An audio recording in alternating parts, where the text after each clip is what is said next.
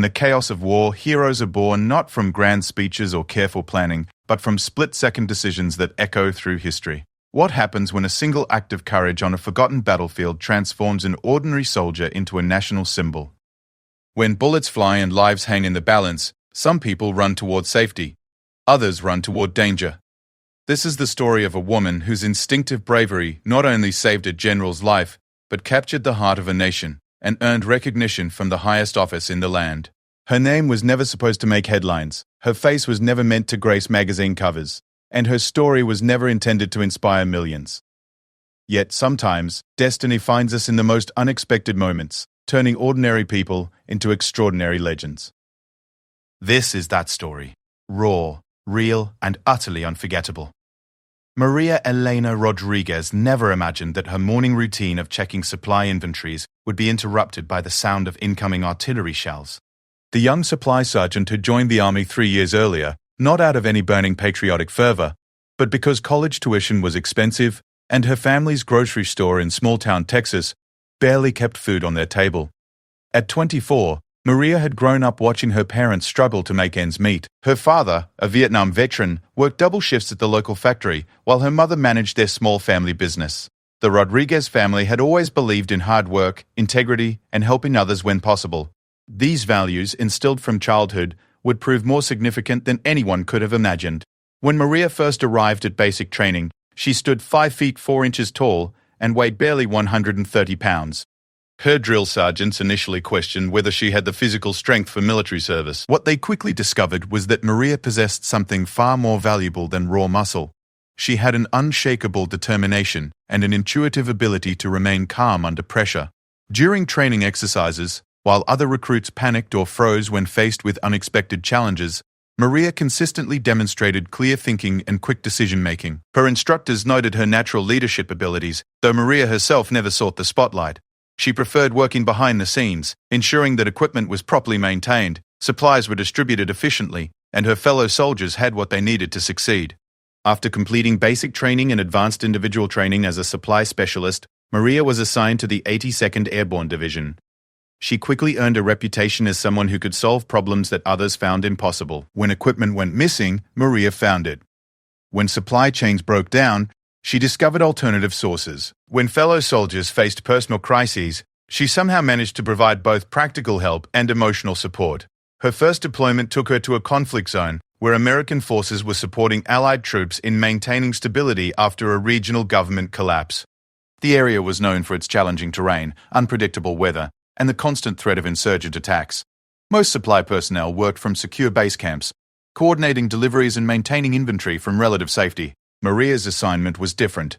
Her unit was stationed at Forward Operating Base Alpha, a smaller outpost positioned strategically to support multiple combat units operating in the region. The base housed approximately 200 personnel, including infantry soldiers, medical staff, communication specialists, and support personnel like Maria. The location offered tactical advantages but came with increased risks. Life at FOB Alpha followed a strict but practical routine. Maria began each day before dawn, conducting inventory checks and preparing supply distributions for units heading out on patrol. She worked closely with convoy teams, ensuring that soldiers received proper equipment, ammunition, medical supplies, and rations. Her attention to detail had prevented several potential disasters, from discovering faulty body armor to identifying expired medical supplies before they reached troops in the field. The base commander, Colonel James Mitchell, was a career officer with over 20 years of military experience. He had earned respect through multiple deployments and was known for his tactical expertise and genuine concern for his soldiers' welfare. Colonel Mitchell recognized Maria's exceptional performance and had recently recommended her for promotion to staff sergeant. As weeks passed, Maria developed friendships with soldiers throughout the base. She particularly connected with the medical team, often coordinating with them to ensure proper supplies for treating both American personnel and local civilians who occasionally sought medical assistance. Her fluency in Spanish proved valuable when communicating with interpreters and local workers, many of whom spoke limited English. The region's security situation had been relatively stable for months, but intelligence reports suggested increasing insurgent activity in surrounding areas. Enemy forces were reportedly planning coordinated attacks on American positions, though specific targets and timing remained unknown. Base security protocols were enhanced, and all personnel received updated briefings on emergency procedures. Maria noticed subtle changes in the atmosphere around the base. Patrols returned with more frequent reports of suspicious activity. Local workers seemed nervous and reluctant to engage in their usual conversations. Radio chatter increased, with more frequent communications between FOB Alpha and higher headquarters. Despite these concerns, daily operations continued normally. Maria maintained her regular schedule, working with various units to coordinate supply needs. She had developed efficient systems for tracking inventory, anticipating requirements, and ensuring rapid distribution when needed. Her work often kept her busy until late evening, but she found satisfaction in knowing that her efforts directly supported soldiers' safety and mission success. One particular evening, Maria was conducting her final inventory check when she overheard a conversation between Colonel Mitchell and his operations officer. They were discussing intelligence reports about potential threats to the base and reviewing contingency plans for various scenarios. While she couldn't hear specific details, the serious tone of their discussion reinforced her sense that something significant might be developing. That night, Maria struggled to sleep despite her exhaustion. The combination of increased activity around the base and the subtle tension she detected among the leadership created an undercurrent of anxiety.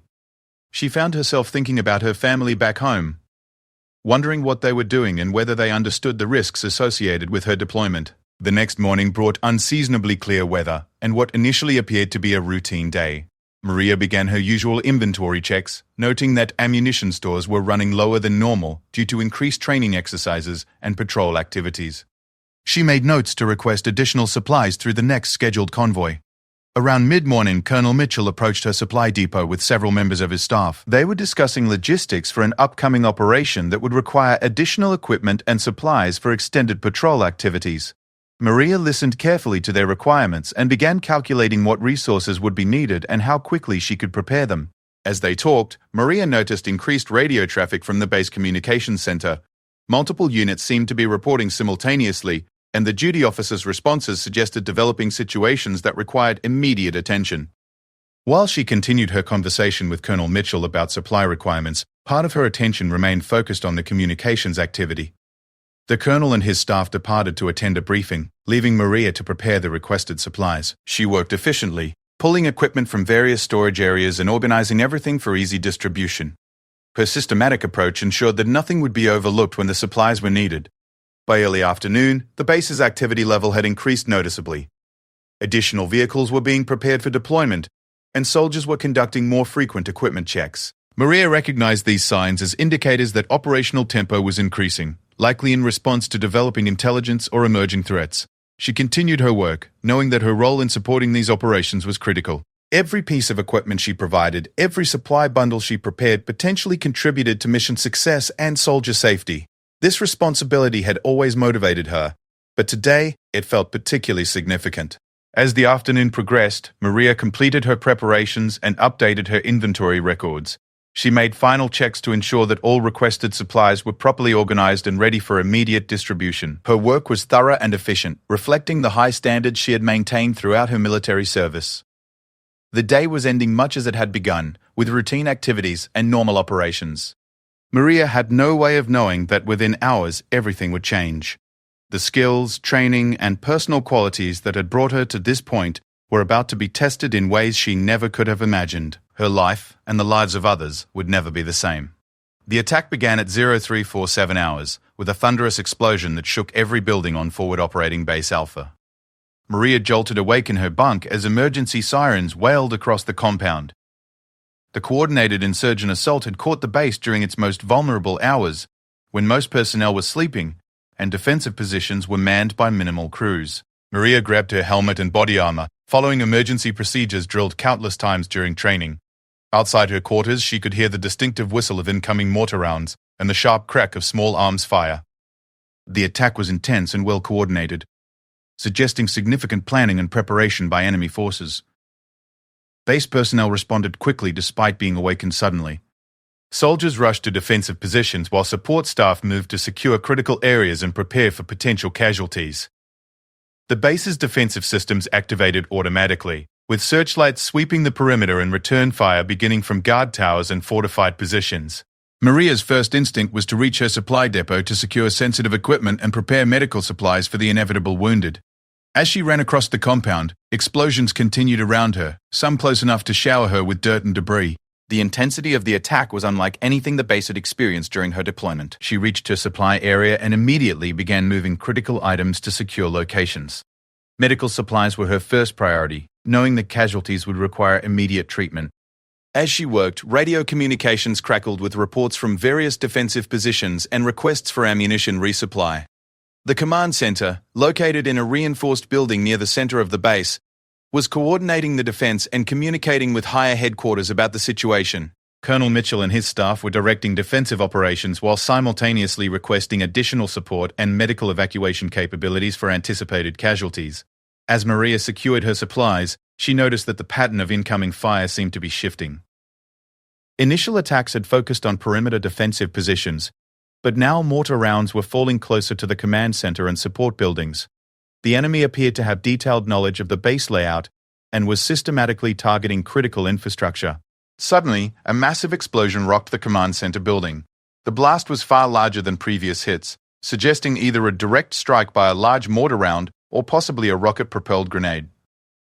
Emergency lighting flickered throughout the compound as electrical systems struggled to maintain power. Maria saw smoke pouring from the command center and realized that personnel inside might be trapped or injured. Without hesitation, she abandoned her supply duties and ran toward the damaged building. Her military training had emphasized that all soldiers have a responsibility to help their comrades, regardless of their specific job assignments. The command center's main entrance was blocked by debris from the explosion. Windows were shattered and part of the roof had collapsed. Maria could hear voices calling for help from inside the building, but the damage made it difficult to determine the best way to reach them. She circled the building, searching for alternative entry points while dodging continued incoming fire. A secondary entrance on the building's east side appeared partially clear, though unstable debris made access dangerous. The voices inside were becoming more urgent, and Maria realized that delay could mean the difference between life and death for trapped personnel. Squeezing through the partially blocked doorway, Maria entered a scene of chaos and destruction. Emergency lighting cast eerie shadows across the damaged interior. Tables and equipment were overturned, electrical cables hung from damaged ceiling panels, and dust from pulverized concrete made breathing difficult. She followed the voices deeper into the building, calling out to let trapped personnel know that help was coming. Her response came from a room that housed the base's main communications equipment. The explosion had caused a partial ceiling collapse, trapping several staff members beneath heavy debris. Among those trapped was Colonel Mitchell, who had been seriously injured by falling debris but remained conscious. His left leg was pinned beneath a large concrete beam, and he was bleeding from multiple cuts on his head and arms. Despite his injuries, he was attempting to maintain communication with defensive positions through a partially functioning radio. 2 other staff members were also trapped in the room. Lieutenant Sarah Chen, the base intelligence officer, was conscious but had suffered what appeared to be a concussion and possible internal injuries. Sergeant First Class Robert Torres, the communications chief, was unconscious with visible head trauma and appeared to be in critical condition. Maria quickly assessed the situation, drawing on first aid training that all soldiers received, but hoping she would never need to use under such circumstances. Colonel Mitchell's leg injury was the most immediately threatening, as he was losing significant amounts of blood. She needed to stop the bleeding while simultaneously finding a way to free him from the debris. Using her belt as a makeshift tourniquet, Maria applied pressure above Colonel Mitchell's wound to slow the bleeding. The colonel remained conscious but was clearly in severe pain. He continued attempting to coordinate defensive operations through the radio, demonstrating the leadership that had earned him respect throughout his military career. While treating Colonel Mitchell, Maria realized that the building's structural integrity was compromised. Additional ceiling sections were sagging dangerously, and she could hear ominous creaking sounds that suggested further collapse was possible. They needed to evacuate quickly, but moving injured personnel required careful planning to avoid causing additional harm. She tried to move the concrete beam pinning Colonel Mitchell, but it was too heavy for her to lift alone. The beam was wedged beneath other debris, creating a complex puzzle that required systematic removal of multiple pieces. Each movement risked triggering additional collapse, but leaving the colonel trapped was not an option. Working methodically, Maria began removing smaller pieces of debris to create access to the main beam. She used broken furniture legs as makeshift levers, applying physics principles learned in high school to multiply her lifting force. Progress was slow and dangerous, but gradually she created enough space to begin working on freeing the colonel's leg. Throughout this process, the attack on the base continued. Explosions and gunfire could be heard outside, and occasionally the building shook from nearby impacts. Maria forced herself to focus on the immediate task while trusting that other soldiers were handling the base's defense. As she worked, Colonel Mitchell shared critical information about ongoing defensive operations and enemy positions that he had observed before being trapped. This intelligence was valuable for continuing the defense, but it also revealed the seriousness of the overall situation. The attack was more coordinated and sustained than initially apparent. Lieutenant Chen regained fuller consciousness and was able to assist with treating Sergeant Torres, whose condition remained critical. They had limited medical supplies in the damaged command center, making it essential to evacuate him for proper treatment as soon as possible. After nearly an hour of careful work, Maria succeeded in creating enough space to extract Colonel Mitchell from beneath the debris. His leg was badly damaged, but the bleeding was controlled and he remained conscious. Moving him required extreme care to avoid aggravating his injuries or triggering additional building collapse. The evacuation process was complicated by continued enemy fire and the building's unstable condition. Maria needed to find the safest route to medical facilities while ensuring that the wounded personnel could be moved without causing additional trauma. Each decision carried significant risk, but delay was not an option. She helped Colonel Mitchell to his feet, supporting his weight while he attempted to walk on his undamaged leg. The colonel insisted on maintaining radio contact with defensive positions, continuing to provide leadership even while being evacuated. His dedication to his soldiers and mission was evident despite his serious injuries. Lieutenant Chen was able to walk with assistance, though she showed signs of significant head trauma that required immediate medical evaluation. Sergeant Torres remained unconscious and required careful carrying to avoid spinal injury. Maria realized she would need additional help to evacuate all 3 wounded personnel safely. Using the partially functional radio, she contacted the base medical team and requested immediate assistance at the command center. The response indicated that medical personnel were already overwhelmed with casualties from the attack, but they would dispatch a team as soon as possible. While waiting for medical assistance, Maria continued providing first aid and monitoring the wounded personnel's conditions. She also maintained communication with defensive positions, relaying Colonel Mitchell's orders and observations to help coordinate the ongoing battle. Her supply background had given her experience with radio procedures that proved valuable in this crisis. The medical team arrived just as Maria was becoming concerned about Sergeant Torres' deteriorating condition. The medics quickly took charge of treating the wounded personnel, but they acknowledged that Maria's immediate first aid had likely saved Colonel Mitchell's life by controlling his bleeding and preventing shock. As the wounded were being evacuated, Colonel Mitchell insisted on speaking privately with Maria. Despite his pain and medication, he wanted to express his gratitude for her actions and to ensure that her heroism would be properly recognized. He had witnessed her courage and quick thinking under extremely dangerous conditions. The attack on Fob Alpha continued for several more hours before enemy forces withdrew. When the battle finally ended, the full scope of the damage became apparent. Multiple buildings were destroyed or severely damaged, several soldiers were killed or wounded, and equipment losses were significant. However, the base had successfully repelled the attack and maintained operational capability. In the aftermath, Maria's actions became the subject of intense discussion among base personnel and higher command. Word spread quickly about how a supply sergeant had risked her life to save 3 wounded personnel, including the base commander, from a collapsing building under enemy fire. Her courage and effectiveness under extreme pressure had impressed everyone who learned of her actions. Colonel Mitchell was evacuated to a military hospital for treatment of his injuries. Before leaving, he ensured that detailed reports of Maria's heroic actions were documented and forwarded to higher headquarters. He was determined that her bravery would receive appropriate recognition and that her story would inspire other soldiers. Lieutenant Chen and Sergeant Torres also survived their injuries, though both required extended medical treatment and rehabilitation. Their recoveries would take months, but medical personnel confirmed that Maria's immediate first aid had been crucial to their survival. Without her intervention, the outcome could have been tragically different. Maria returned to her supply duties as the base began rebuilding and recovery operations. She maintained her typical modest demeanor, deflecting praise and insisting that she had simply done what any soldier would do in similar circumstances. However, those who witnessed her actions knew that her response had been extraordinary by any standard. The story of her heroism began spreading beyond Fob Alpha as official reports reached higher command levels. Military leadership recognized that Maria's actions represented the best traditions of military service and deserved recognition that would honor her courage while inspiring other service members.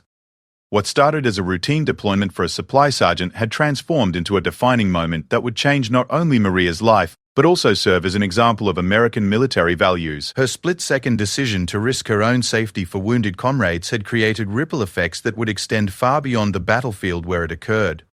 3 weeks after the attack on FOB Alpha, Maria was surprised to receive orders reporting to division headquarters for what she was told would be a routine administrative review. She had returned to her normal supply duties, helping rebuild the base's operational capabilities while processing the psychological aftermath of her first major combat experience. The helicopter flight to division headquarters gave Maria time to reflect on recent events.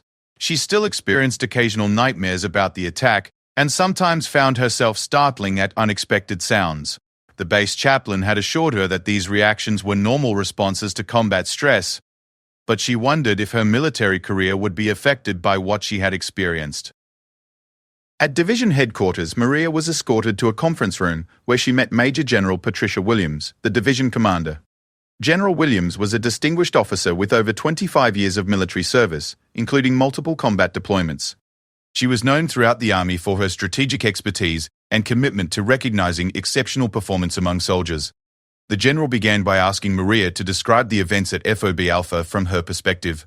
Maria provided a factual account of her actions, emphasizing the teamwork involved in the rescue and downplaying her individual contribution. She maintained the modest demeanor that had characterized her throughout her military service, uncomfortable with being singled out for recognition. General Williams then shared information that surprised Maria. Colonel Mitchell's detailed report had reached the highest levels of military leadership, including the Pentagon. Her actions were being evaluated for significant military decorations, potentially including awards typically reserved for extraordinary heroism in combat situations. More significantly, media outlets had learned about Maria's story through military public affairs channels. Initial news reports had focused on the successful defense of FOB Alpha, but journalists had become particularly interested in the account of a supply sergeant who had risked her life to save her commanding officer and other personnel. The story had resonated with the American public for several reasons. Maria represented the diversity of modern military service, demonstrating that heroism could come from any background or military specialty. Her actions embodied values that civilians could understand and appreciate, regardless of their familiarity with military operations. General Williams explained that the military was receiving requests from major television networks, newspapers, and magazines for interviews with Maria. The Department of Defense was considering whether to approve these requests, recognizing both the potential benefits and risks of media exposure for an active duty soldier. Maria was overwhelmed by this information. She had never sought public attention and felt uncomfortable with the idea of being portrayed as a hero. Her motivation had been simple: helping fellow soldiers in danger, and she struggled to understand why her actions warranted such widespread interest. The general assured Maria that any media participation would be voluntary and carefully managed. The military's primary concern was Maria's welfare and continued effectiveness as a soldier. However, they also recognized that her story could have positive effects on military recruiting and public support for armed forces. Over the following days, Maria participated in a series of interviews with military investigators documenting the events at FOB Alpha. These sessions were thorough but respectful, focusing on creating accurate records for award recommendations and lessons learned analysis. She also met with military psychologists who helped her process the emotional impact of her combat experience. These professionals were skilled in helping soldiers understand normal responses to extraordinary situations and developing coping strategies for ongoing stress. During this period, Maria learned more about Colonel Mitchell's condition. He had undergone multiple surgeries to repair his leg injuries, but was expected to make a full recovery. He had specifically requested to speak with Maria by telephone to express his gratitude personally and to update her on his medical progress. Their conversation was emotional for both participants. Colonel Mitchell credited Maria with saving not only his life, but also the lives of Lieutenant Chen and Sergeant Torres. He described her actions as the finest example of military courage he had witnessed in over 20 years of service. The colonel also shared that he had recommended Maria for the Silver Star, one of the military's highest decorations for valor. The recommendation was being reviewed by senior leadership, but he was confident that her actions met the criteria for this prestigious recognition. A few days later, Maria received another unexpected message. The White House had been informed of her story, and President Harrison was interested in meeting with her. The meeting would be part of a broader ceremony recognizing military heroes and would receive significant media coverage. This development created new considerations for both Maria and military leadership. A White House visit would elevate Maria's profile substantially, and create opportunities to highlight military service and sacrifice. However, it would also subject her to intense public scrutiny that could affect her privacy and military career. After discussions with her family, Maria decided to accept the White House invitation. Her parents had raised her to serve others and to honor those who showed appreciation for that service. They encouraged her to accept the recognition while remaining humble about her accomplishments. The weeks leading up to the White House visit involved extensive preparation. Military protocol officers briefed Maria on proper procedures for meeting the president and participating in official ceremonies. Public affairs specialists helped her prepare for media interviews that would likely accompany the visit. Maria also received training in public speaking, as she might be asked to address audiences about her experiences. This training emphasized staying focused on the teamwork aspects of military service and the shared values that motivated all service members. During this preparation period, the Silver Star recommendation was approved. General Williams personally presented the decoration to Maria in a ceremony at division headquarters. The event was covered by military media and local news outlets, marking Maria's first significant exposure to public attention. The Silver Star citation described Maria's heroic actions in detail, emphasizing her courage under enemy fire and her life-saving first aid skills. The decoration recognized her as representing the finest traditions of military service and American values. Maria's family traveled from Texas to attend the Silver Star ceremony. Seeing their pride and emotion helped her understand the broader significance of recognition for military service. Her parents had always been proud of her military career, but this honor represented validation of values they had instilled in her from childhood. The White House visit was scheduled for a Tuesday morning in late spring. Maria flew to Washington, D.C., accompanied by military escorts and public affairs representatives. The night before the ceremony, she stayed at a hotel near the White House, struggling with nervousness about meeting the president and speaking to national media. The White House ceremony took place in the Rose Garden, with Maria among 5 military personnel being recognized for exceptional service. The event included family members, senior military leadership, and media representatives from major news organizations. President Harrison spoke eloquently about military service and sacrifice, emphasizing that America's strength came from individuals like Maria, who answered the call to serve others. He described her actions at FOB Alpha as representing the best of American character and military tradition. When Maria was individually recognized, President Harrison spent several minutes speaking with her privately. He expressed genuine appreciation for her service and asked about her future plans and goals. The president's warmth and sincerity helped ease Maria's nervousness about the formal ceremony. The media coverage of the White House ceremony was extensive and overwhelmingly positive. Maria's story appeared on television news programs, newspaper front pages, and magazine covers across the country. The public response was tremendous, with thousands of letters and emails expressing admiration for her courage and service. Several unexpected opportunities emerged from this media attention. Publishers approached Maria about writing a book describing her military experiences. Television producers expressed interest in developing her story for movies or documentaries. Speaking bureaus offered lucrative contracts for appearances at corporate events and conferences. Maria was initially overwhelmed by these opportunities and uncertain about how to proceed. Military leadership provided guidance about maintaining appropriate boundaries between her military service and civilian commercial activities, ensuring that any outside engagements would not conflict with her duties. After careful consideration, Maria decided to accept selected speaking opportunities that aligned with her values and supported military-related causes. She began addressing audiences at veterans organizations, military family support groups, and educational institutions, sharing her story while emphasizing themes of service, teamwork, and perseverance. Her speeches consistently focused on the contributions of all soldiers rather than her individual actions. Maria used her platform to advocate for military families, veteran support programs, and educational opportunities for service members. She became an effective spokesperson for causes she believed in deeply. The speaking engagements also provided financial benefits that allowed Maria to support her family and begin saving for her post-military education and career goals. She remained committed to completing her military service but began planning for eventual transition to civilian life. Colonel Mitchell made a complete recovery from his injuries and was promoted to brigadier general. He maintained contact with Maria and often referenced her heroic actions when speaking to other military units about courage and leadership under pressure. Lieutenant Chen recovered from her concussion and returned to active duty as an intelligence officer. She credited Maria with saving her life and became an advocate for recognizing the contributions of enlisted soldiers in combat situations. Sergeant Torres required extensive rehabilitation but eventually returned to limited duty. His recovery was slower and more challenging, but he consistently expressed gratitude for Maria's immediate first aid that had prevented more severe brain injury. The attack on FOB Alpha led to significant changes in base security procedures and emergency response protocols. Maria's actions were studied as an example of effective decision-making under extreme pressure, and her techniques were incorporated into training programs for other soldiers.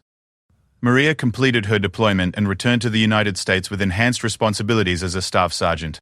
Her leadership abilities demonstrated during the crisis at FOB Alpha led to assignments that utilized her skills in training and developing other soldiers. She enrolled in college courses through military education programs, working toward a degree in logistics management. Her goal was to become a commissioned officer, continuing her military service in positions with greater responsibility for soldier welfare and operational success. The transformation from a small-town girl seeking educational opportunities to a nationally recognized military hero had been unexpected and sometimes overwhelming. However, Maria approached her new status with the same humility and dedication to service that had characterized her throughout her military career. Her story continued inspiring other young people to consider military service, particularly women and minorities who saw themselves represented in her background and experiences. Military recruiting officers reported increased interest following media coverage of Maria's recognition. Years later, Maria would reflect on the events at FOB Alpha as a defining moment that revealed strengths she hadn't known she possessed. The experience had tested her physically, emotionally, and morally, ultimately confirming her commitment to serving others and making a positive difference in the world. The young woman who had joined the army to pay for college had become a symbol of American military excellence and a role model for future generations of service members. Her journey from battlefield hero to national legend demonstrated that extraordinary courage could emerge from ordinary backgrounds when circumstances demanded the very best of human character. Maria's legacy extended far beyond the medals and recognition she received. She had proven that heroism was not limited by rank, specialty, gender, or background. In the moment when courage was needed most, she had answered the call, changing not only her own life but inspiring countless others to believe in the power of individual action to make a meaningful difference in the world.